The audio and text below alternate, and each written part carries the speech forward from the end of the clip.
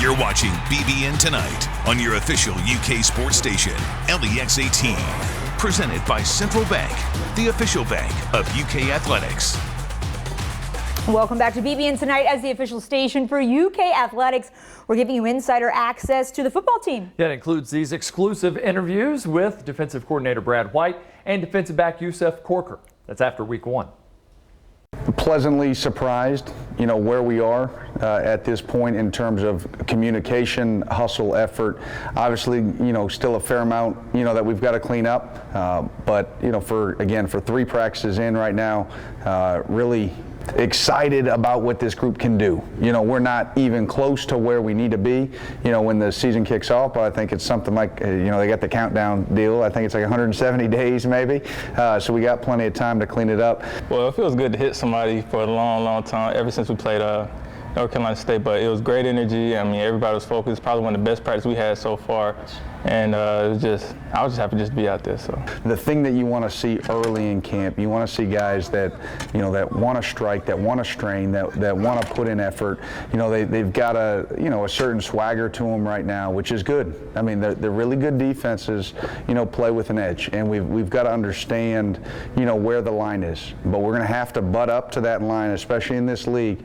You can't play soft. And I think these guys, they recognize that they've been around here long enough, and those that haven't, they're learning. While we do have to replace, and there are going to be some younger guys playing, and that's the nature of the beast, is that there's enough senior leadership within each group to be able to set the standard. And so far through 3 practices, it's not just one voice. When we're going from drill to drill, one time it's Yusuf breaking it down. One time it's Josh Paschal breaking down calling up the defense and breaking it down.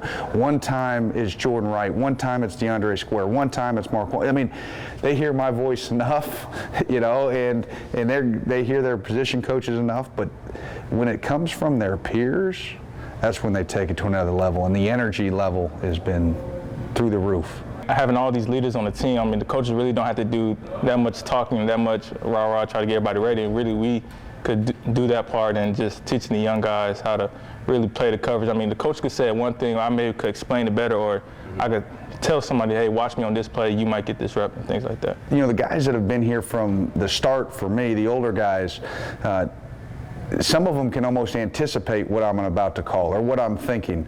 Or if I'm starting to go a direction, they can come up to me and provide some input. Hey, listen, Coach, can we do some of this? And they feel comfortable enough to know that, I'm open to listen. Just got married a couple of months ago. How does that humble you as a player and just as a person, knowing that you're going out there not only for your teammates, but you have a family as well? Well, it just makes me grind harder. It just puts a smile on my face. Anytime I make a play, I always look up at them, seeing them cheering me on, so it gets me pretty excited. Everybody looks at Yusuf, and he's an unbelievable, first of all, young man. He's a great, husband, father, friend, teammate. He checks all those boxes. But what I'm looking for from Yusuf and a couple of these guys on the team that have been starters for several years, the Josh Paschals, the Yusufs, the DeAndre Squares that have been, significant players for us. I want to see them make that big jump, that big final push.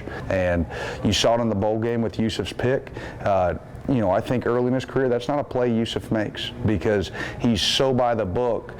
But then he started to say, okay, I'm going to play with some instinct. That's one thing, getting comfortable with this defense. You can really just go out and play instead of thinking. I feel like the last 3 games, because I know I got a forced fumble versus Florida, pick versus South Carolina, and pick versus NC State. And at the end of the year, I just started coming along, playing more instinctual instead of thinking, and just making more plays, just not doing my job, but doing a little bit more. Your group specifically, the defensive backs, what stands out? What are you looking forward to the most playing with those guys in the defensive backfield this year? Well, most of us are pretty old, me, Sid, D-Rob, and Ty, so this is probably going to be our last run to just being in each other's presence, hanging out with each other, just the camaraderie that we have, and really going to love that this year. It seems like especially the last 2 years, heading into spring camp on the defensive side, how are the defensive backs going to play this season? It was always kind of a question mark. Now it seems pretty solidified that this is the strong group on this defense. Would you agree with that assessment? Oh yeah, I would agree a lot with that assessment. Yeah. Plus, if we're not strong, Klink is going to stay on this. So Klink and Buff are going to stay on this. So yeah. What is your mission personally as a player this year, Yusuf, heading into your final season? Just try to make more plays, and if I see somebody in the wrong gap, just writing them up, just correcting any mistakes that anybody else makes. Because basically I play safety, so somebody make a mistake, save them, just be like the safety net of the defense. So that's really my mission this year.